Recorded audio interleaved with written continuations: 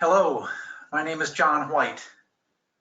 On behalf of all my colleagues at Morningstar, I would like to extend each of you a very warm welcome for joining today's training on how big should you make your next off-grid power system. We have a diverse audience today from some 58 countries, including system designers, installers, product specialists, and support staff, covering power system applications ranging from smaller rural electrification that may provide the first source of lighting to more challenging higher power telecommunication projects that demand highly reliable critical load power. Our goal today is to provide each of you good fundamentals of system sizing that can be used as a foundation for your project designs, independent of where you're located or the complexity of your load requirements. As with all of our webinar trainings, this content is being recorded and will be made available to each of you along with a PDF copy for your reference.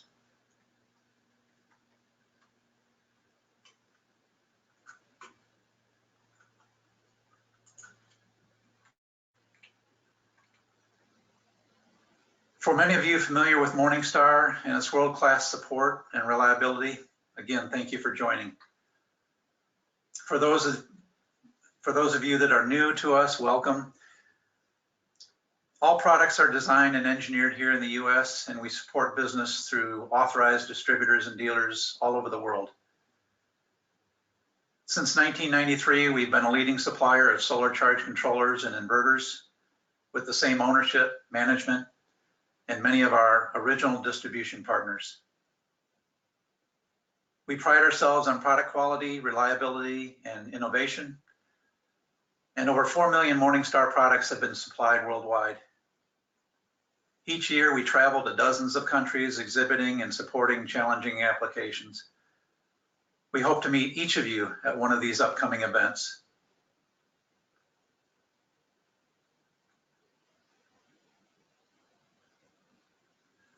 We're very fortunate that Josh Roloff's product manager at Wholesale Solar will be presenting the core material for today's training. Many of you know Josh and has many years of experience supporting a wide variety of off-grid systems. He has a keen understanding of each of the system components that make for a well-designed and reliable system. I suspect that he has talked through this content hundreds of times, and I know you'll appreciate his material. We have a close partnership with Wholesale Solar and share similar backgrounds, having both supported this off-grid market for over 25 years and are both an employee-owned company. So thank you to the team at Wholesale Solar for supporting today's training and everything you do on our behalf. We'll start with a graphic of the various types of off-grid systems and get right into the load analysis for the sample system we're designing today.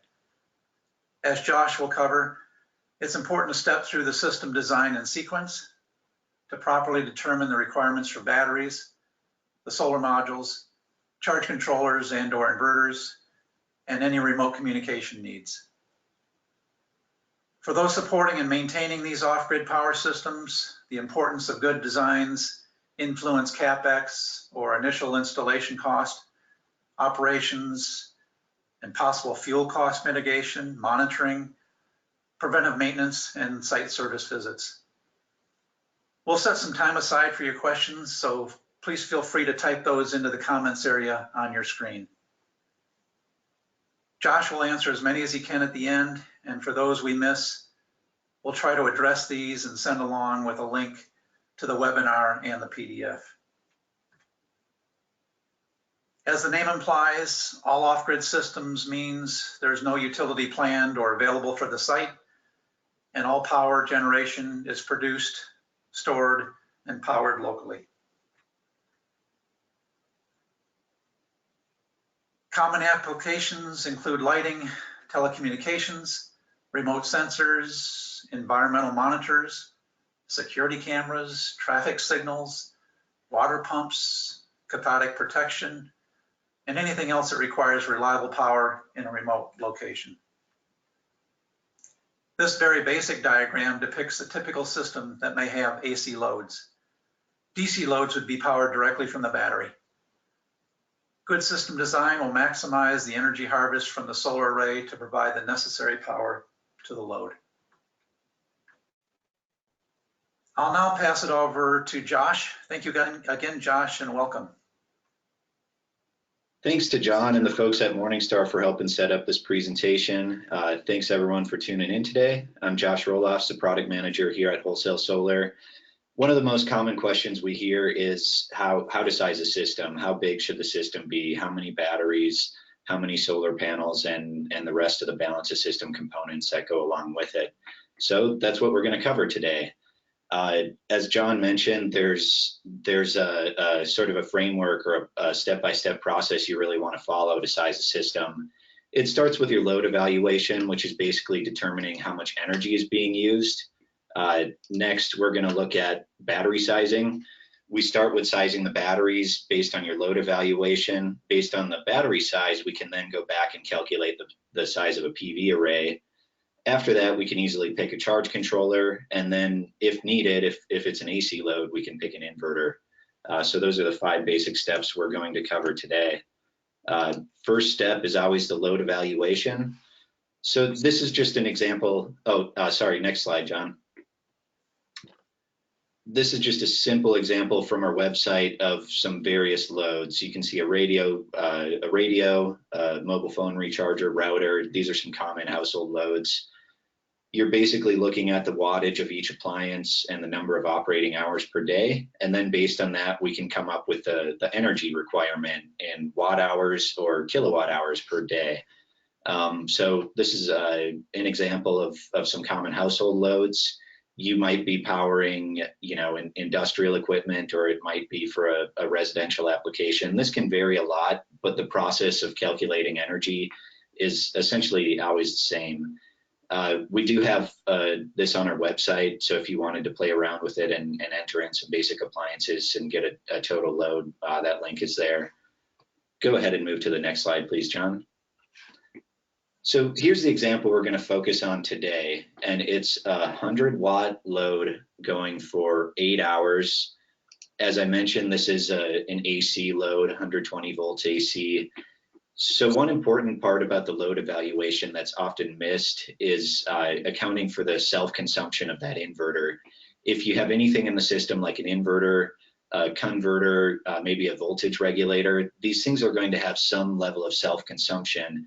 And even an efficient device is going to have enough self-consumption that you want to account for it at this part of the process. So here I used this is based on the Morningstar SureSign inverter to calculate the self-consumption with load and in standby. So you can see here it's 800 watt hours plus the self-consumption brings us up to 854 watt hours. It's something significant that gets missed. So make sure if you have an inverter, converter, or anything like that, you're accounting for the self-consumption of that device. This is the example we're going to use today, but really you should be able to do a load evaluation and basically use this process for any system or really any power requirement. John, please go ahead to the next slide. So there are several factors that we have to take into consideration when we start sizing the battery bank. You have things like days of autonomy, which is how long can it operate in between recharging. You have efficiency. There's efficiencies in the charging and discharging process from the inverter or converter, from the batteries, so we have to make sure we're accounting for that. Temperature compensation is another important thing that's often overlooked. Batteries will typically lose capacity in colder temps as the chemical reactions slow down. So we need to account for that loss of capacity by compensating with some simple multipliers. So we'll cover that in a bit. And then the last is discharge depth. How deep a battery is discharged affects its lifespan and can have a big impact on system size. And typically when you design a system, you're trying to target a certain discharge depth in order to get the most life typically out of your batteries, or a certain level of performance out of them. So these are the big factors that we're going to cover in detail in order to size a battery bank. John, you can go ahead to the next slide. So the first and one of the biggest factors that influences your battery size, we call days of autonomy. This is just literally how many days does it have to go in between recharges. This is really based on local weather patterns and how long you need the system to operate during events like a storm, for example, or extended overcast weather. Typically the residential systems we sell, they only have 1 or 2 days of autonomy because there's a backup generator there. And in the winter, the backup generator is running every day or several times a week at least. So if you have a backup generator, 1 or 2 days might be more than enough autonomy. If you don't have any backup generator, as is often the case with remote sites, typically would recommend at least 5 days of autonomy. Sometimes, this can vary depending on the area. 5 days might work for some place that's relatively sunny and good solar resource. Like here in California, I could probably use that.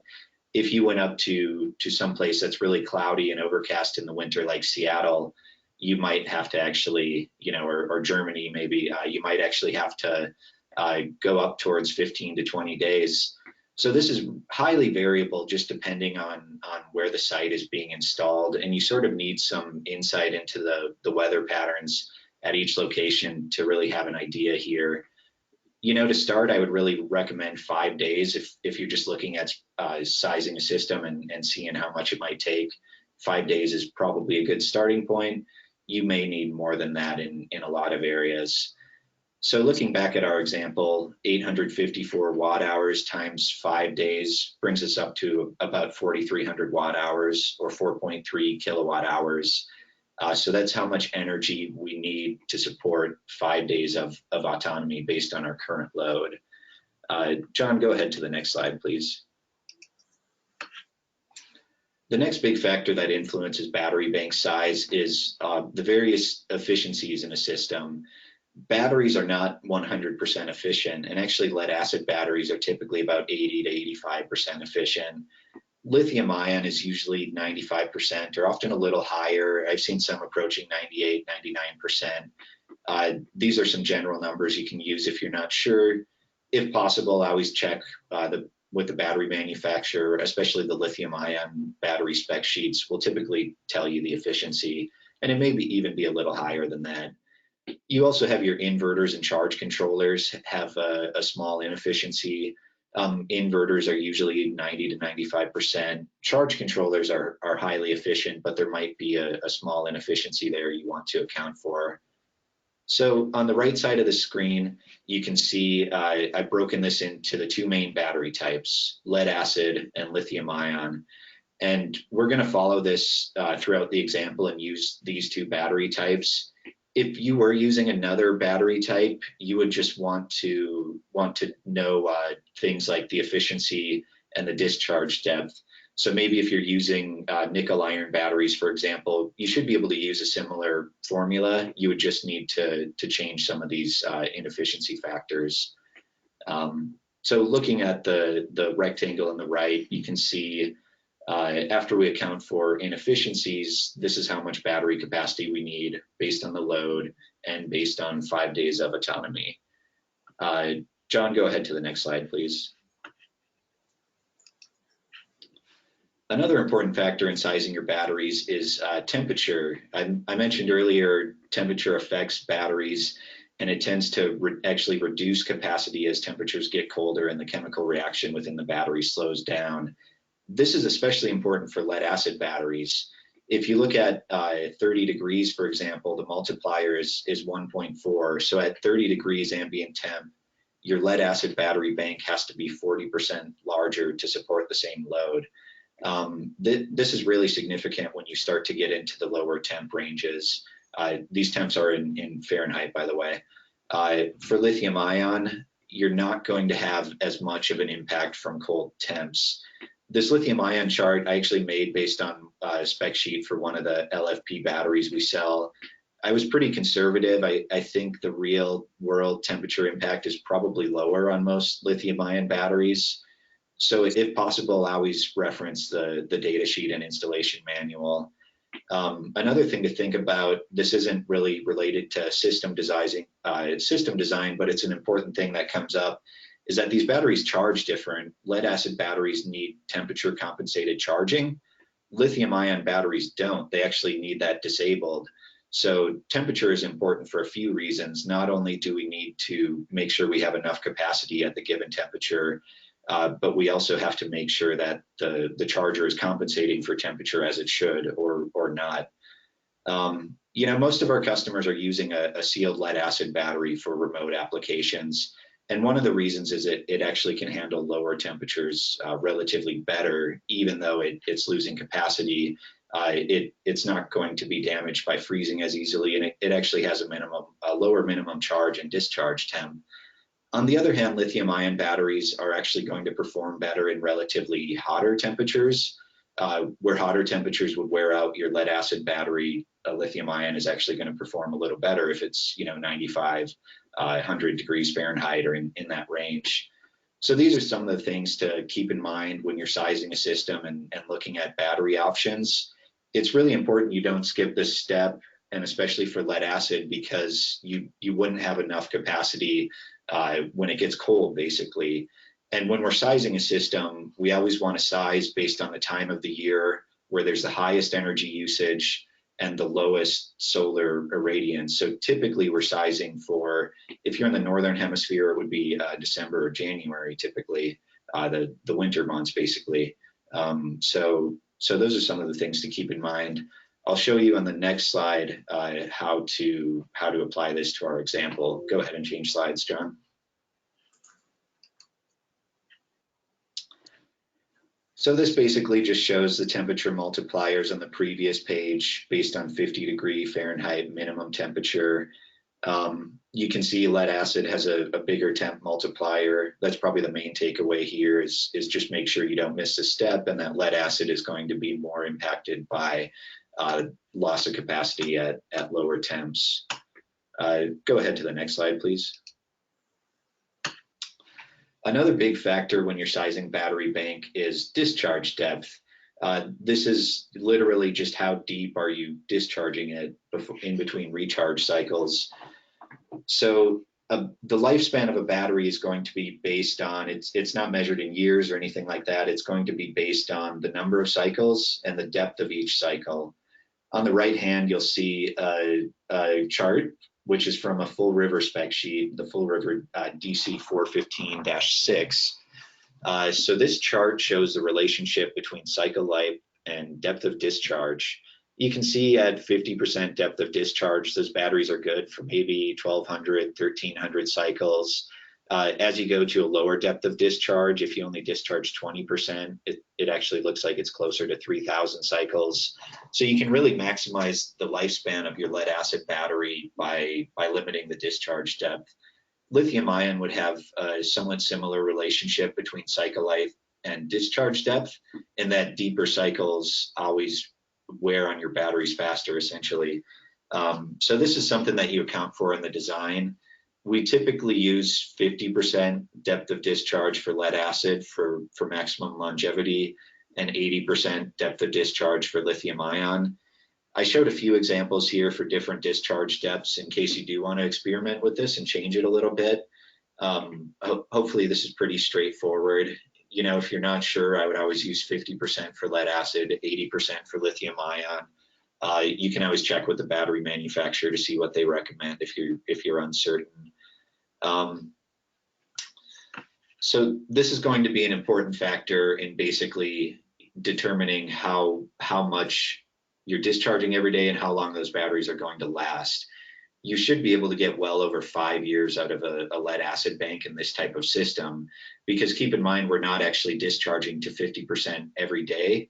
We added 5 days of autonomy, so the 50% depth of discharge would occur after 5 days, essentially. So most of the time you're only going to be discharging that battery probably 20 to 30%, and you're going to get a really good cycle life out of it, actually potentially a lot more than 5 years based on what we've seen. Hopefully that gives you a good idea of discharge depth and how to account for that. John, go ahead and go to the next slide, please. So now we can start to look at total battery capacity based on those 4 factors. For lead acid, based on a 50% discharge, and for lithium ion, based on an 80% discharge, you can calculate battery capacity in total watt hours.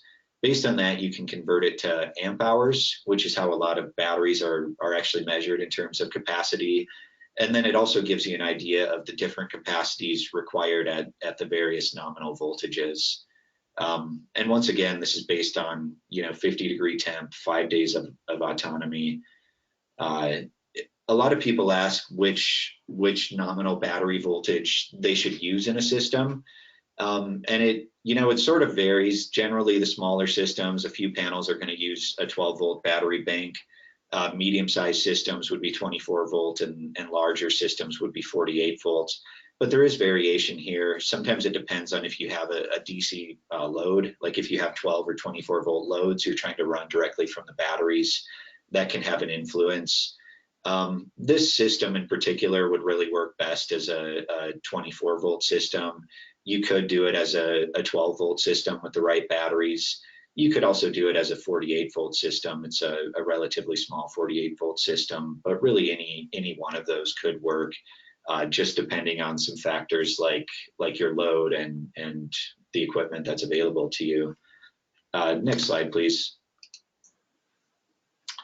Now that we have an idea of battery capacity, we can start to look at sizing the solar array. I have a nice resource here from the National Renewable Energy Laboratory, which shows this is minimum daily solar radiation in the month of January. This is based on a south-facing array, tilt angle equal to latitude. So you can see, at least in the United States, most of the country is only getting about 2 hours, maybe 2.5 hours of minimum sun in January. Some parts of the country are less than that, only an hour or two. Some parts, the Southwest there is a little higher. It just goes to show that the amount of solar radiation in this time of the year is really low, potentially only an hour or two. So we need to account for this when we're actually sizing the solar array to make sure that it can recharge and still keep up and maintain the batteries at every month of the year. And once again, we're designing based on the period with the highest usage and the lowest solar radiation. So we're looking at January as an example. This might vary. I mean, if it was the system was used seasonally and you were only using it in the summer, you could look at the minimum daily solar radiation for summer months. It's going to totally change your system sizing when you're only using it seasonally. There's a great global resource, Global Solar Atlas, and please go to the next slide and I'll show you an example. So this is a really helpful resource where you can actually put in your location, and it's going to tell you a ton of info about output and also optimal tilt angle and azimuth for your location. So this is a really good resource. It has data for the entire globe. This is definitely a good one to bookmark when you're sizing systems and just trying to get an idea of what resources are available at a location and which way to orient your array. You can see here it's given us an example from Zimbabwe, and you have some data like the PV output per year and some other info there. So this is a really good resource when you're actually evaluating the site and trying to determine how much, basically how much solar resource you have. Go ahead to the next slide, please. So based on that info, I'm actually going to size based on 1 sun hour. So we're going to try to support the loads and recharge the batteries within 1 hour. That should work throughout most of the world, really. I mean, if you can recharge in 1 hour, your system is going to be designed really robust. Your batteries can recover from deep discharges, especially important for lead acid batteries. So I think sizing for 1 hour minimum is where I would suggest if you're not sure where to go. I did add, if you look at the equation here for lead acid for lithium ion, I did add some inefficiency factors in there. This is basically to account for things like battery and charger efficiency, real world losses like module soiling, degradation, temperature derating from the array. So I basically started with the daily load, added some inefficiencies, and came up with about 1.3 kilowatts for lead acid and 1 kilowatt for lithium ion. I actually noticed a mistake here.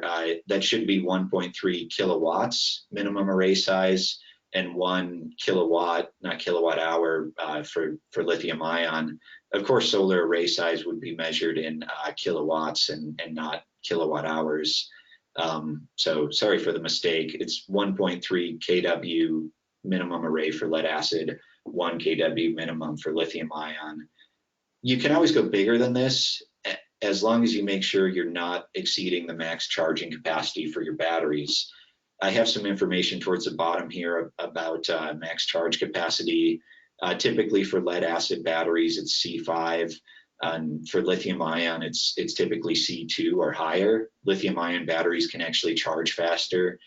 They can handle higher charge currents, and they also charge faster because they don't have to absorb charge. So it's one of the benefits of lithium ion is that even though the array is smaller in this case, it can recharge quicker because of the higher efficiency and a different charge profile. Another important note I have here at the bottom, if the battery manufacturer has any requirements for minimum charge rates, make sure you're adhering to those requirements in your system design. I've seen at least one lead acid battery company require 10 charging amps per 100 amp hours of capacity. And a lot of systems out there don't have that much charge, which is fine if you're limiting your discharge depth. When you start getting into deep discharges and extended periods without charging, you really need that robust charging source to be able to recover the batteries. This is mainly an issue with lead acid because if a lead acid battery is over discharged or undercharged, it's going to fail prematurely. It's going to start sulfating internally and the lifespan is reduced. In summary, we're trying to produce our daily load plus inefficiencies in 1 hour if we can. Make sure that you're not exceeding the max charge rate on the batteries. That should be in the spec sheet or the manual. Also make sure we're meeting any minimum requirements. So if the battery manufacturer has really good literature, you should be able to determine the minimum and maximum requirements and make sure your array size falls within there. Go ahead to the next slide, please. So this is how you can size an MPPT charge controller, a maximum power point tracking charger. It's really easy if you just look at the array size, 1.3 kilowatts. I made that mistake again. That should be kW and not kilowatt hours. Sorry about that. 1.3 kilowatts divided by 12 volts is 108 charging amps. So for a 12 volt system, you'd use 2 TriStar 60s. On a 24 volt system, it would be half the current and you could use a single TriStar 60 controller. Same thing for lithium ion. We're simply dividing the battery voltage by the array size to get continuous charging amps. Now, one cool thing about Morningstar chargers is you can actually oversize them. So if you wanted to put, for example, 65 amps on a TriStar 60 MPPT, you can do that. The controller is just going to limit its output to 60 amps in that case. So it is possible to oversize your array, and it's pretty common practice for a couple of reasons. Later in the presentation, we'll share a document so you can look in more detail at controller and array sizing. In this case, we picked an MPPT controller over a PWM controller, mainly for the higher efficiency, and because they're compatible with any solar panel out there, it allows us to use some cheaper panels, which I'll get to when we get to the full bill of materials here. Go ahead to the next slide, please. You also have to size, when you're looking at a charge controller, you have to size the strings, the number of modules in series.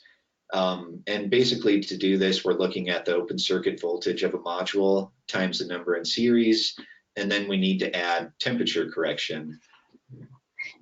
And this has to be below the charge controller's input voltage, which is 150 volts DC for a TriStar MPPT. The spec sheet for your solar module is going to have a section about temperature correction, where it gives you data that shows you how much the voltage changes based on a given change in temperature. So what you need to do is look at the lowest expected temperature at the site, and you can use the temp data from the module spec sheet in order to add that onto your open circuit voltage and make sure we're correcting for temperature. It's a lot to cover in this presentation. So an easy one I use a lot, 3 60-cell panels in series works really well. That'll work for 12, 24, 48 volt nominal banks. It's not going to over voltage the 150 volt controller. We have a lot of systems out there with strings of 3 60-cell panels. Strings of 2 72-cell panels works really well too. Morningstar has a string sizing tool, which you can see on the screen here, so you can always reference that. You can also contact us here at Wholesale Solar. We're happy to size this for you. I just wanted to share some of these resources in case you're interested. Some other resources here, charge controller, max input power. This is what I talked about on the previous slide. You can actually oversize controllers a bit. That's a helpful document. We also have one here on PWM versus MPPT controllers. So when you have a chance, check out these resources to learn a little more about charge controller sizing and string sizing and the different features. One other thing is that your voltage from the PV array needs to be higher than the battery voltage, and usually you want a little bit of headroom, at least a couple of volts there, to make sure that even in high heat you can still produce enough to charge. So that's another consideration. Honestly, string sizing, we could probably do a whole webinar just on sizing strings for controllers and string inverters. This is just a really quick rundown. Feel free to contact us if you need help with this, or even if you just tell us your power requirement or the size of your array, we would be happy to do this process for you and recommend appropriate string sizes. Please go to the next slide. All right, choosing an inverter is pretty easy. This is a 100-watt power requirement in our example. So I'm just going to add an extra 25% headroom just to be safe, essentially. 125 watts minimum inverter size. The 300-watt sure sign would easily work, of course. One note here that's important when you're picking an inverter is always be sure to look at the temperature derating, because some inverters can't output the full power at every temperature, and you might have a system where it's going to be at a relatively high temp and the inverter actually starts to derate because of that temperature. So it won't be an issue here with the 300-watt sure sign, but if you were looking at something like a 150-watt inverter, you might actually need to look at the temperature derating to make sure it's going to put out enough power at the temperature where you need it. But really not an issue here, just something to keep in mind when you're picking an inverter. You don't want to go too small on your inverter because of reasons like temperature derating. You also don't want to go too big because then the self-consumption is going to get really high. So picking the right inverter size is definitely important. I went with the sure sign for a couple of reasons. The efficiency is pretty good at 92%. Morningstar has a reputation for reliability. There's no fans in their products, so they're really robust. This one has fairly low self-consumption, 450 milliamps with the inverter on, 55 milliamps in standby. It's a wide temperature range, -40 Celsius to 45 degrees Celsius. Pure sine wave with less than 4% total harmonic distortion. Generally under 5% is considered good, so that checks out. It has a 600-watt, 10-minute peak power rating. We're not going to use that in our example. It's a 100-watt load, but that would be especially helpful for some inductive loads where they're actually they're surging when they start up and they need a higher peak power rating. So those are kind of the factors that I look for when I'm picking an inverter. The sizing process is really fairly simple as long as you understand that temperature derating can have a big impact on how much the inverter outputs. Go ahead to the next slide, please. So here's a summary of everything we just covered with our system size. 854 watt hours was our daily energy demand, 100 watts peak at 120 volts, at least 2.5 minimum sun hours. I actually sized for 1 sun hour, 50-degree temp, 5 days autonomy. So we're recommending A system with lead acid batteries is going to have 1.3 kW solar array, 12.7 kilowatt hour battery capacity. The 300 watt inverter is more than enough.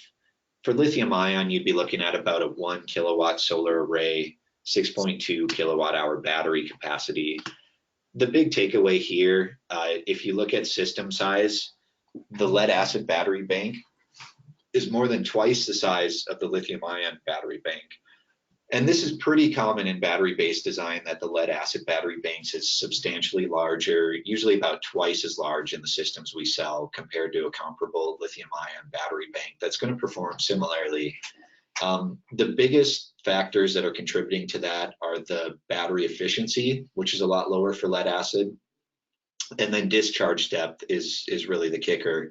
50% versus 80% discharge depth just has a huge impact on the overall capacity that you need, because we're trying to limit the amount that we're discharging from lead acid. So, you know, it's interesting that two systems can perform similarly with essentially half the battery capacity for lithium ion. Now those batteries are substantially more expensive, of course, usually 3 to 4 times the price of a comparable lead acid option.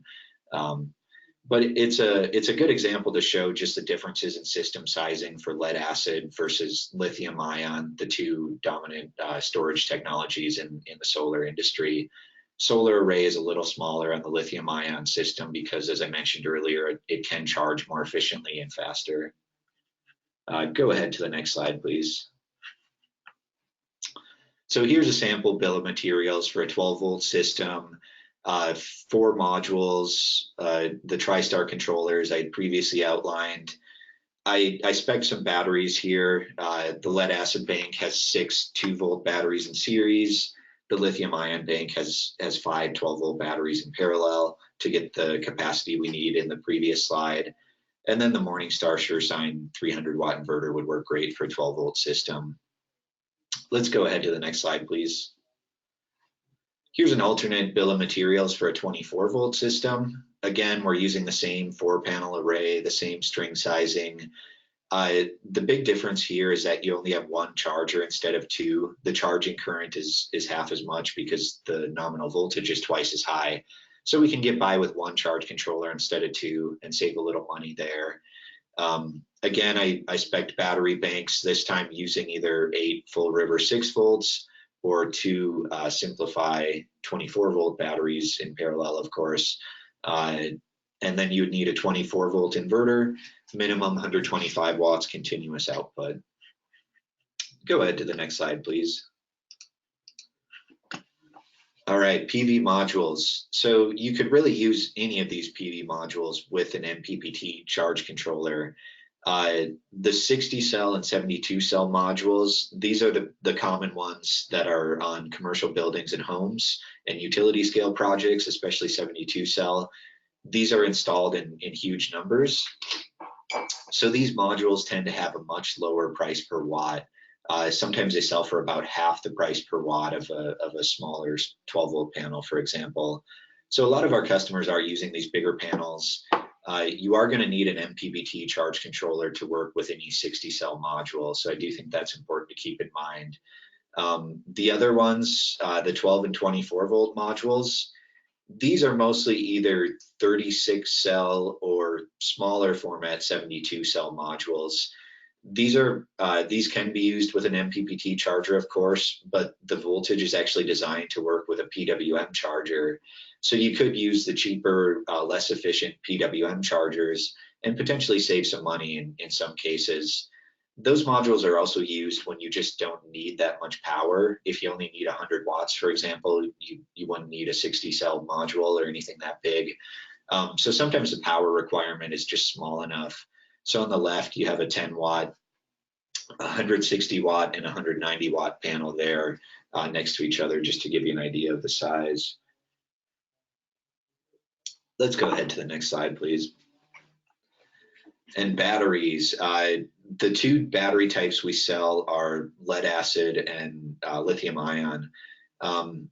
Under lead acid, you have sealed and flooded. You know, if it's a remote application, most of our customers are using a sealed lead acid battery. So unless someone's going to be there once a month to do maintenance, it's hard to use a flooded lead acid. Those are used for residential systems or at sites where someone can do maintenance on a regular basis. So these are some of the main brands we work with. For lithium-ion batteries, we're only selling LFP, lithium ferrophosphate, because it's really the most stable, the safest, and it also has really high output, high charge and discharge rates. So that's the only type of lithium-ion battery we would recommend for off-grid applications like this. There's a couple over on the right side. Check out our website we have a page on battery bank sizing, and then Morningstar also has their energy storage partner program.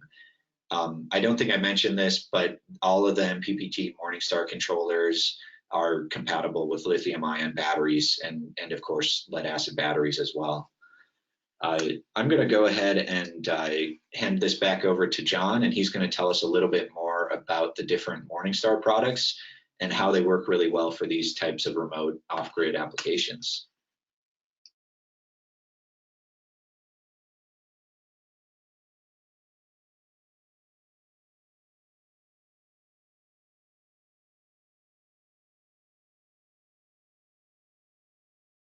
Yeah, John might be on mute. We can't hear anything. So Yeah, John, I don't hear you. Are you there, John?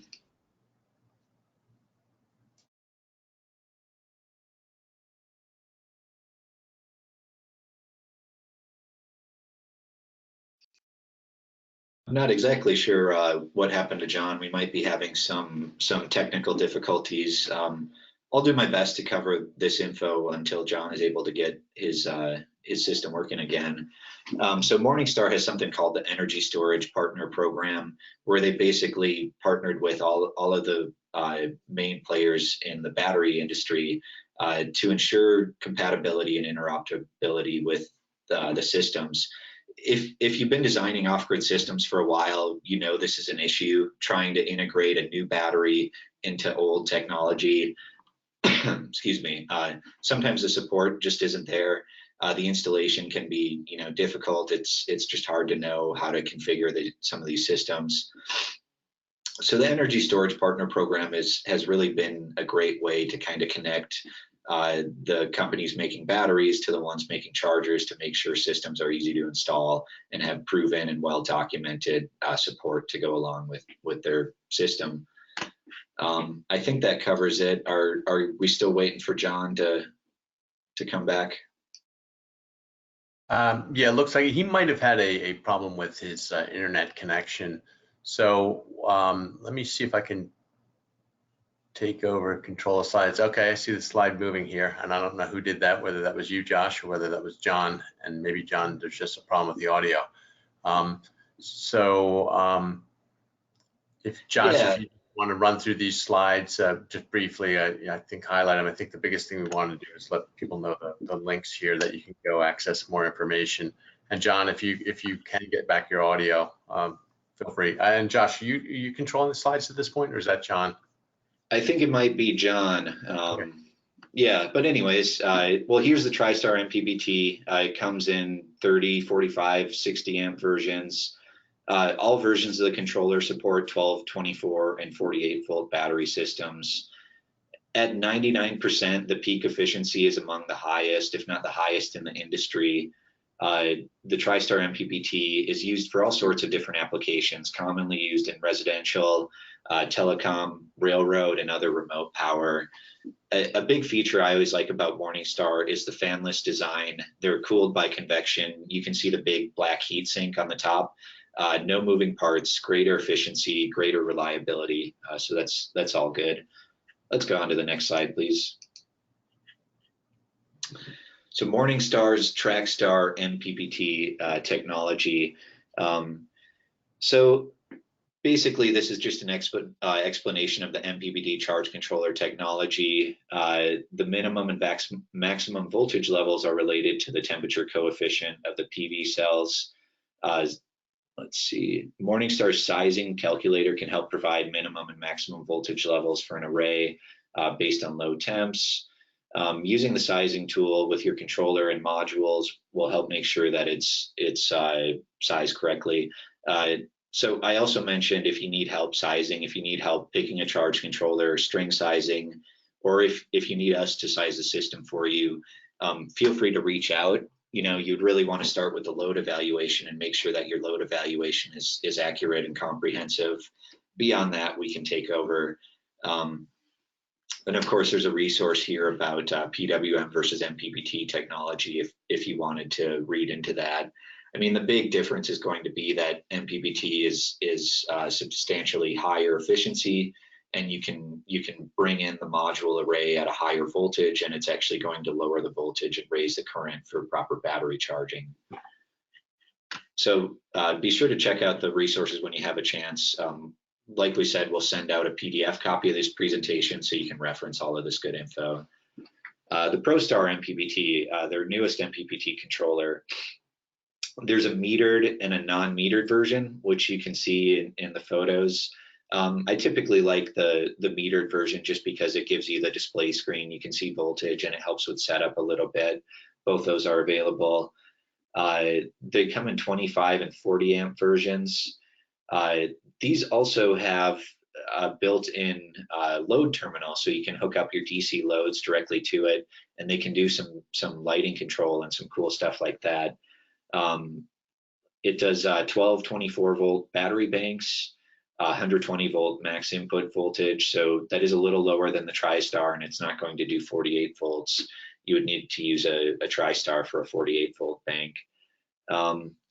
The ProStar has automatic battery voltage detection, so you can just hook it up to your batteries and it'll know if it's 12 or 24 volts. A wide operating temp range, 98% peak efficiency.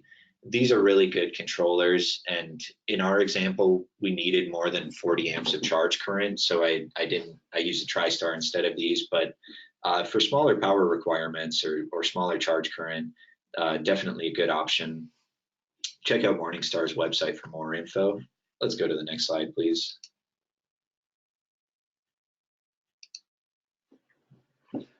All right, and this is one of Morningstar's rural electrification projects in Brazil using the SureSign inverter that we had previously talked about. So they've deployed 20,000 controllers with 160 watt modules to provide electricity for over 15 million rural residents. Of course, the SureSign was chosen because pure sine wave, the surge power rating is definitely useful in these types of applications. Extremely high reliability and no cooling fan is really important. There are two models of the SureSign depending on where it's being installed. We have the 115 or 120 volt 60 hertz for the North American market, and then we also have the 230 volt 50 hertz model, which is going to be used in the rest of the world. They're both 12 volt DC battery input, but either 120 or 230 volts AC output, depending on the market and the voltage that you need. Standby consumption 55 milliamps. I mentioned this earlier that these things are really efficient and very low self-consumption, especially while in standby. So that's a great reason to pick these, is that higher standby consumption is going to increase the battery requirements and end up costing you more money. Again, check out Morningstar's website. They have more case studies there you can read about when you have a chance. Let's go to the next slide, please. All right, here's the Morningstar relay driver, which is a logic module that provides high-level system control functions. You can use this for things such as high or low voltage alarms, load control, generator start. The cool thing about it is it actually has 4 channels, so you can set up multiple things at once on each channel. So this is used for a lot of different purposes. Morningstar does have a webinar about it, which is really good. They also have an application guide. If you're installing or thinking about using these, I highly recommend looking at the application guide. You do have to set them up in MS View. The relay driver is programmed in MS View, where you can program the 4 independent relay driver outputs. So, you know, as long as you understand how to set it up, and again, I recommend looking at the webinar and the application guide. This is a really helpful tool, especially for things like load control, generator start, and alerts. And when you're doing a combination of these things and you want one device that can do it all and have a lot of programmable control over it. So this can be used in a ton of different applications. I just wanted to mention it as one of the accessories that might be helpful. Let's go to the next slide.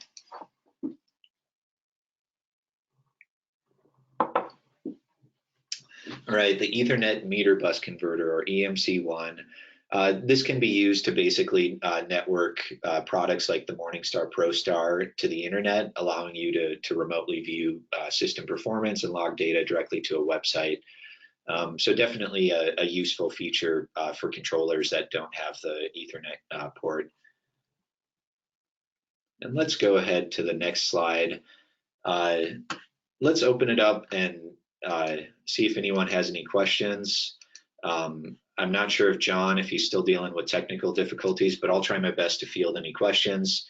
If we can't get to them all, or if there's something I can't answer, I'll just take note of it, and then we'll plan on sending out some follow-up messaging or an FAQ or something like that to help address it. Okay, and Josh, I can help out with this if John's audio is still out. Do you see the questions? Are you able to access them, or do you want me to access them and read them off to you? I do not see any questions. If you can read them, that'd be great, Mark. I have them right here. So first one's coming in from Odita, if I'm pronouncing that name correctly. Question reads, can I combine solar panels of different wattages but same output voltage on a charge controller? And looks like the follow-up, yeah, that's a question. I'm sorry. There's another question too, but yeah, that's a great question. So you're combining solar panels with different wattages but the same output voltage. Yeah, absolutely. What I would typically suggest in that scenario is you want to wire them in parallel. And depending on the number of modules we're combining in parallel, you might need a combiner box to wire those together. But basically, when you're wiring them in parallel, the voltage stays the same, the current is additive.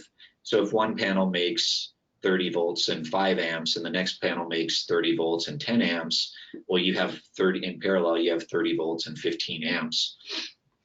So absolutely, you can do that. I would just recommend parallel wiring. If you need any help with the system design, feel free to reach out, and I'm sure we can get you squared away. Okay, very good. I see a question here from Eduardo. Reads, how does the THD of the inverter affect the quality of the inverter? So total harmonic distortion is a measure of the quality of the sine wave output, and a higher THD would basically be a lower quality AC output. To give you an example of a low quality AC output that you might be familiar with, if you've ever used a cheap generator, just a really low quality, low cost, cheap generator, and it can cause issues with some of your appliances. Maybe the stereo has some extra noise, the TV has some lines, your motors and pumps run louder. That's an example of poor AC power quality. So basically, total harmonic distortion is what they use to quantify the quality of an AC sine wave. So you really want that to be, any of the good inverters are going to be 5% or less. You know, I don't typically recommend a modified sine wave inverter, which is going to have lower quality power output, unless it's for certain loads, like resistive loads are fine. But most of the time, a modified sine wave inverter can be problematic for a number of reasons. It can affect your efficiency. It can affect the operating life of certain appliances like pumps and motors and compressors. It can cause issues with sensitive electronics. Some stuff just simply won't work. Yeah, I hope that kind of addresses your question. I mean, it's basically something you can look at on a spec sheet to determine, first, is it a pure sine wave inverter you want to look for? And then next, what is the THD? And is it, you know, the lower the better? You know, 5% is kind of the standard or less, 4% is great. If you saw something like 2%, that would be really, really exceptional. That would also probably be a more expensive inverter because it just costs more to build circuits that have that level of clean output. Okay, very good. I think that answers that pretty well. I see a question coming in from Joe that says, can I combine 60 cell modules with 72 cell modules? That gets a little tricky because they have such a drastically different voltage, and there's not really any way we can wire them together on the same controller. What I would suggest is doing different charge controllers for your 60 cell array and then a separate charge controller for your 72 cell array. And then you can combine the two chargers in parallel. So the solar arrays wouldn't be combined at all. It would be the output from the chargers. And depending on system size, you could look at using two smaller chargers instead of one large one. Morningstar, the smallest MPPT charger they make is the 15 amp SunSaver MPPT, which is great. I mean, it basically does one panel for a 12 volt system, but you could have one 60 cell panel on one of those, a 72 cell panel on another one. And that's going to work just great to have the different panels on separate chargers. I don't think there's any way to put those panels on the same charger because you'd have to wire them in a way where you get the same voltage. And I don't really see how you could achieve that with a 60 cell and a 72 cell. So you can do it. You just have to put the different voltage panels on two different charge controllers and then combine the chargers in parallel at the battery bank. All right, here's a good question coming in from William. It reads, let's see, on the load calculations for my refrigerator, do I use 24 hours or can I use 4 hours due to its on and off cycling throughout the day? I love that question. I would use 4 hours if you're sure, but really the best way to measure a fridge, because it's cycling off based on temperature, so it's not running 24 hours. Your fridge might be 800 watts, but it might only run for a few hours a day. So the best way to measure the energy consumption of a fridge is to use a low-cost device called a kilowatt meter, and that's kill a watt as in you're murdering a watt. It's sort of a strange name, but a kilowatt meter is a really simple device. You plug it into the wall, and then you plug your fridge into that, and it'll record power over time. I did this with my fridge, and it was, it's just a standard fridge freezer. It was about a kilowatt hour per day. I think it was actually only operating for, like you said, probably 3 or 4 hours a day. So it was definitely cycling on and off. Another thing you can do is most new fridges are Energy Star rated, and they're going to have a yellow sticker on it that's going to estimate the annual energy usage in kilowatt hours. You can easily divide that by monthly or daily to get your daily load from your fridge, estimated just based on the Energy Star sticker. So if it's a new appliance, really easy to look for that yellow Energy Star sticker. If it's an old fridge, I would probably recommend a kilowatt meter, unless you're really sure about the duty cycle. If in doubt, I mean, about a kilowatt hour per day, plus or minus maybe 10 or 20% is going to cover most fridges. Okay, very good. I see a question here that says, how is the self-consumption of an inverter calculated? It's a piece of data on the spec sheet. So literally all I did is I looked at the Morningstar SureSign spec sheet, and it said self-consumption in milliamps. So I believe it's 55 milliamps when it's in standby, and then 450 milliamps when there's no load. You would simply multiply the current in milliamps times the nominal voltage, 12 volts in this case. So for the SureSign, we have, 55 milliamps times 12 volts is 0.7 watts in standby. And 450 milliamps at 12 volts is about 5.4 watts. So I hope that makes sense. You're basically just looking at the inverter spec sheet. It's going to tell you the self-consumption, usually either with no load and then in standby, assuming it has a standby or a power saving feature. And then you're just looking at the voltage times the current and times number of hours a day, kind of as I showed in the beginning slides. I hope that answers your question. That's a good answer, and again, good question as well. Here's one from, I think it's Aural. I think, let's see, 2 questions. First one, Do you have any sort of software tools which you can share that can be used to figure out required amount of solar panels and batteries based on the load evaluation? That's question number one. Not yet, unfortunately. I'm hoping soon we'll be able to develop an online calculator that kind of does this for you, and it would basically use the process I outlined here in a really easy format. I'll bring it up to the team again. You know, we don't have any plans to develop something like that, but I think it's something we could put together fairly easily, and especially if it would be helpful for customers and we're getting requests for it. So not right now, we don't have any software, but I'm hoping in the future, maybe later this year, we can get basically an online calculator to cover this and help you. Okay, very good. And the follow-up question reads, for the load evaluation, would you use longer term averages for each device, which usually has to be measured, or would you use datasheet values, which are typically much more conservative? That's another great question. I do think metering your load, if you have the equipment to accurately measure energy consumption, is always the best bet. And for certain loads, it's going to vary. I mean, a light bulb pretty much consumes its rated watts, and that's easy. But something like a radio antenna, for example, it's going to vary depending on load, depending on how much it's sending and receiving. And the data sheet might not give you very meaningful info. Usually they'll give you like the maximum energy consumption or a worst case power draw or something like that. So if possible, I really recommend metering everything if you have the equipment. If it's all powered by 120 AC, I really recommend the kilowatt meter because they're just so easy to use. Usually the local hardware stores will have them. They're like $20 or $30.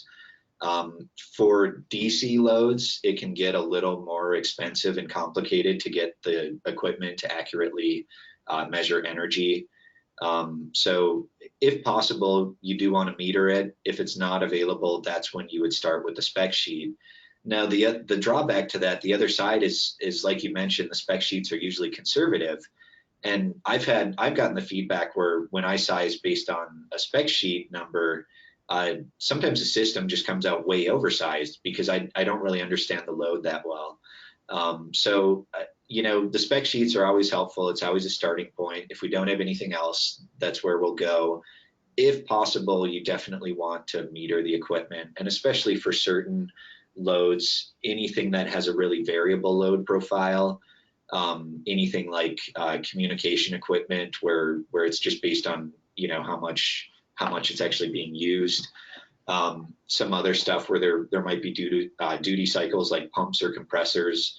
You know, if possible, you really want to measure that stuff. Okay, very good. I see a question here. It says, I think he's relating this to lithium batteries, but it really, I guess, could apply to, you know, any battery. But question is there a way to change the charging parameters of the Morningstar charge controllers? And there's a little note here. It says most lithium batteries have their own separate charging unit, and it's required to disable the 3-stage charging of the charge controller and just supply a fixed constant voltage to the external battery charge regulator.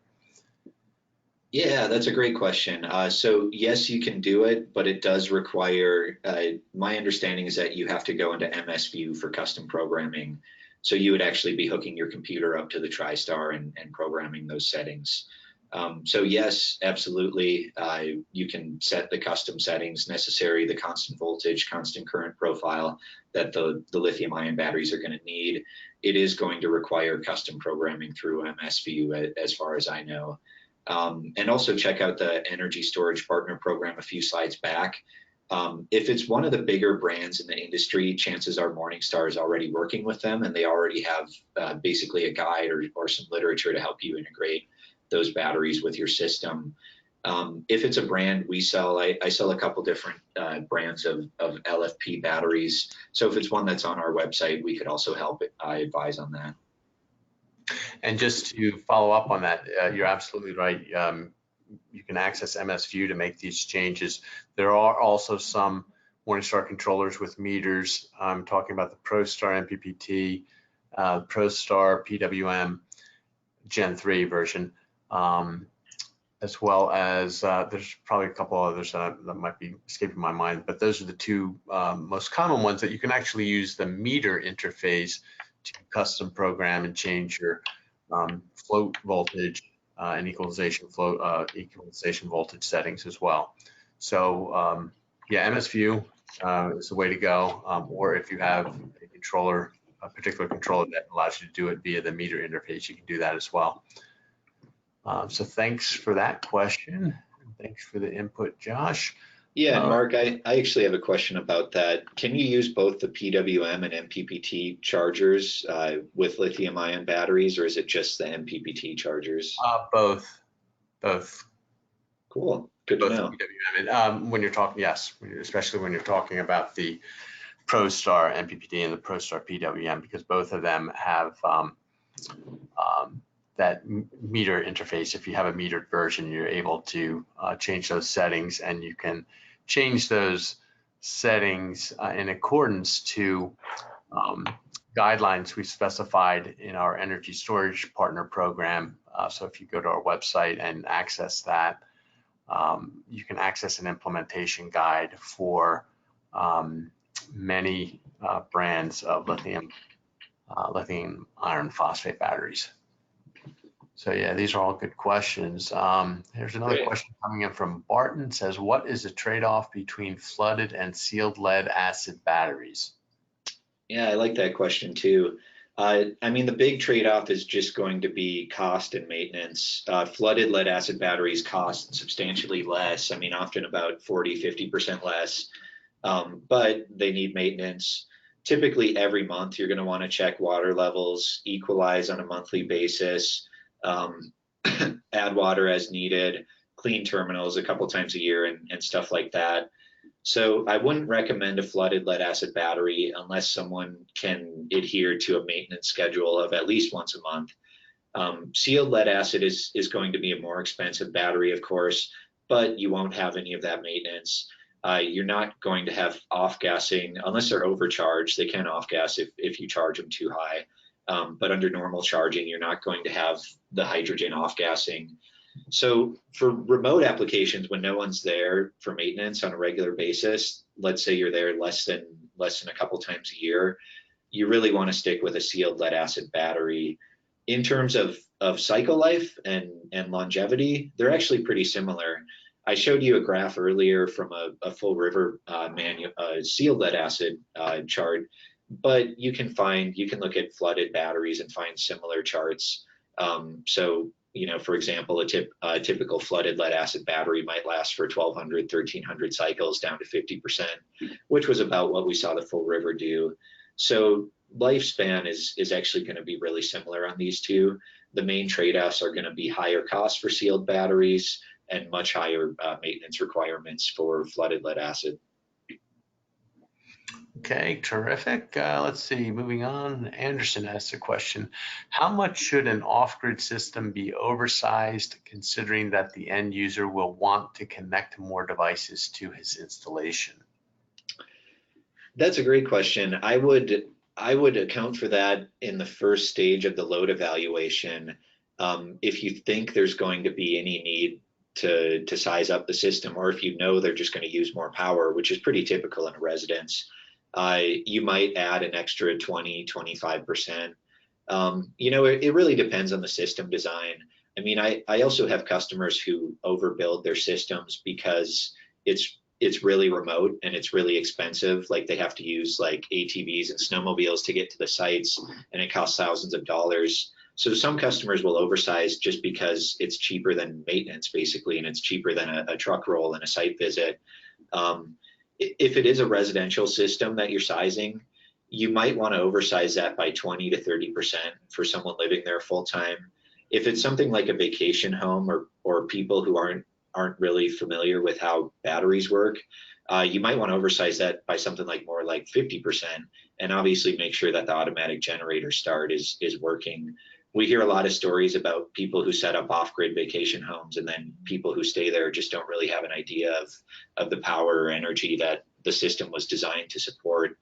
So I think that's a great question. It's kind of hard to give a straight answer. Maybe 25% if you're not sure, 50% if it's a vacation home and you think that they're really going to increase their usage or not really pay attention. Okay, and I see a question here about pricing. I'm assuming they should just contact you, Josh, at your contact info that is up here on the screen. Yeah, and please do contact me for anything related to pricing. Obviously, we have prices on our website and free shipping on most of these parts too, on any of the Morningstar stuff. We also have an installer program, so solar installers, contractors, dealers, and other resellers can apply. So if you go to wholesalesolar.com, upper right-hand corner is the installer sign up. So if you're not already a part of our installer program, make sure you come to wholesalesolar.com, upper right-hand corner. You can click to sign up for that. Otherwise, you can always, look at our website and feel free to order. I'll pull up the price in a TriStar here just to give you an idea of the retail price that these are selling for. Okay, and one last question, and then we're kind of up at the end of our time here. Sorry we could get to all of these, but we'll take the ones that offline that we couldn't get to. But one last question is, what are the pros and cons of connecting the solar panels in series versus parallel? Yeah, great questions today, guys. I love it. So series wiring is going to increase voltage. Parallel wiring is going to increase current. A lot of us know this. There are some reasons where you would pick one over the other. Parallel wiring can handle shading a little better. So if you think there might be shade from some nearby trees or something, maybe it's not the best site and you don't have a lot of control over it. When you shade a series string, the whole string is affected, or when you shade a parallel string, only that string or that panel in parallel is impacted. So I use this on RV and marine installs a lot, where we recommend parallel wiring because it better handles shading. However, the drawback there is when you wire in parallel, you have lower voltage and higher current, which means you have more voltage drop and you need to install bigger conductors, bigger wires. You'll also typically need a combiner box. So parallel wiring can be beneficial just for helping mitigate shade, but it's going to cost a little more to wire. Wiring in series is usually cheaper because you're running at a higher voltage and therefore smaller wire size. Series wiring would be really beneficial for long distances. And if you need to carry the DC power from, let's say more than 50 feet from your charge controller to your batteries, you really want to look at higher voltage. And when the wire distance gets really long, several hundred feet from array to batteries, we actually go up to 600 volt charge controller. Morningstar has a 600 volt version of the TriStar that we use for applications where there's just a really long wire run. Maybe your battery, wherever the batteries were installed was shaded and you had to run the array several feet away to get good sun exposure. That's when you look at higher voltage. So the benefits of wiring in series is it can get you higher voltage, good for minimizing wire sizes and long wire runs. The benefit of parallel wiring is it can help with shading. Now, keep in mind, you have to wire a system at a certain voltage just to have it working. It can't be too low or too high. And I didn't spend a lot of time talking about this, but basically your incoming voltage needs to be higher than your battery charge voltage range, and it has to be lower in all temperatures and conditions than the maximum on the controller. So you basically have a range of minimum and maximum voltage that you have to make sure you're meeting. Okay, great. So with that, I think we're going to close things out. Hey, Josh, I really want to thank you for presentation and also staying over a little bit to answer some of these questions that came in. We got a lot of really great questions. We will do more webinars in the future, so go ahead and check both of our sites, the morningstarcorp.com and the wholesalesolar.com sites for more webinars in the future. With that, I'm going to end the broadcast. We thank you for joining. Take care. Thanks, everyone.